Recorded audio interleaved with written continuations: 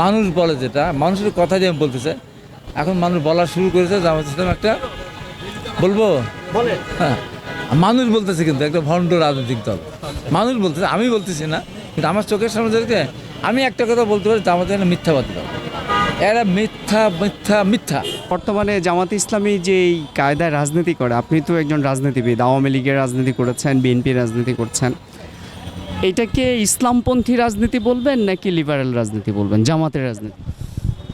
জামাতের রাজনীতিতে, জামাত এখন ইসলামপন্থী রাজনীতি নেই, এখন তারা ক্ষমতাপন্থী রাজনীতি করে, তারা ক্ষমতা যাওয়ার জন্য তারা যে কোনো মানুষের সাথে, যে কোনো দলের সাথে কথা বলতে পারে, যে কোনো জায়গায় তারা যেতে পারে।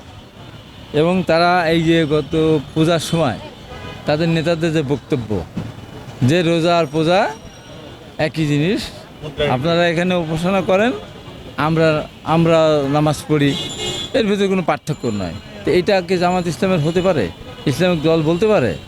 এবং দিলার হোসেন সাঈদী কী বলেছে, এখনও কথা বলে শোনেন, যে একজন মুসলমান, খাঁটি মুসলমান, সে কোনোদিনও দুর্গা পূজায় গিয়ে প্রসাদ খেতে পারে না, কোনোদিনও পারে না।